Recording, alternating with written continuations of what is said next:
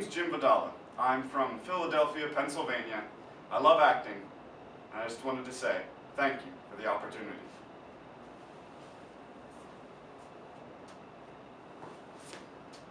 Mad world, mad kings, mad composition!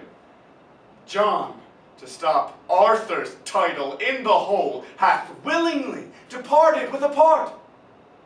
Commodity, the bias of the world, this bond, this broker, this all-changing word, clapped on the outward eye of fickle France, hath drawn him from his own determined aid, from a resolved and honorable war to a most base and vile concluded peace. And why rail I on this commodity? But for because he hath not wooed me yet, not that I have the power to clutch my hand when his fair angels would salute my palm, but for my hand, as unattempted yet, like a poor beggar raileth on the rich. Well, whilst I am a beggar, I will rail, and say there is no sin but to be rich. And being rich, my virtue then shall be to say there is no vice but beggary. Since kings break faith upon commodity, gain, be my lord, for I will worship thee.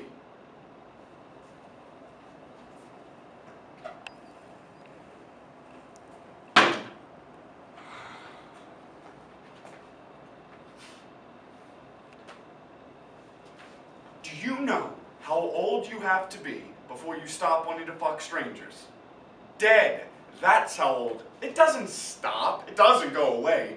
You put all of this energy into suppressing it and telling yourself it's worth it because of what you get in exchange. But then, one day, someone brushes up against you and suddenly you're 14 years old and all you want to do is go to a drive-in movie and fuck her brains out in the back seat. But you don't do that because you're not that kind of person.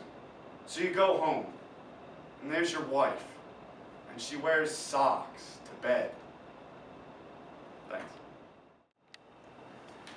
The first time that I read Death of a Salesman, I was 13 years old, and that is a profound enough play in and of itself. But I remember being completely enamored and captivated by the climactic scene between Willie and Biff, where Biff says to Willie, "I'm a dime a dozen, Pop, and so are you." And that line just kept like ringing in my head the first time I heard it.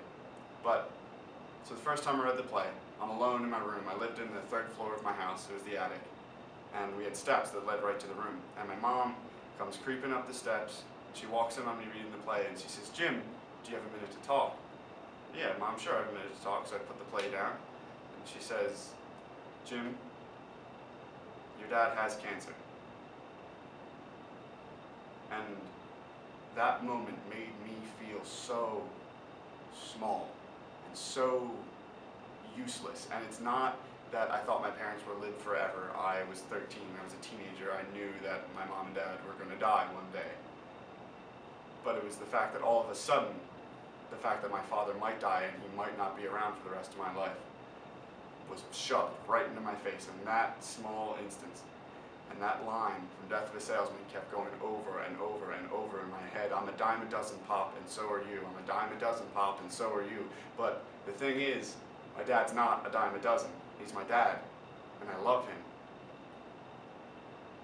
And when he got sick, I found a profound appreciation for who he is and what he's done for me through my entire life.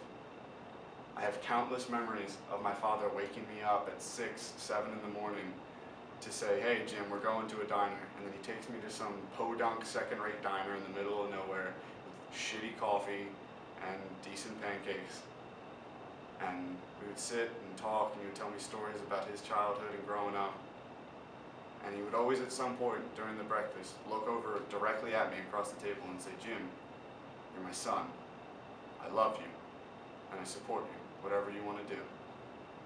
He's done that for me my entire life, and I'm an actor. He's a welder. Doesn't get much different, but he has always done right by his family, and he has always supported me in every decision I've made in my life. I mean, He doesn't always agree with it, don't get me wrong, but he's always supported me. And I'm happy to say that he's still alive today, he's healthy. He defeated cancer, you know, he won the battle, and he's 5 years out with a clean bill of health now. But I always have that memory of the moment where I found out that he might not be around forever. And that gave me such a profound appreciation for my father and what he does for me, because not everybody has the relationship I have with my father. Not everyone's lucky enough to. And a lot of people lose their parents to sickness and cancer, and I didn't. So I try to take every day to tell my father I love him, and I'm thankful for what he does for me. Thank you.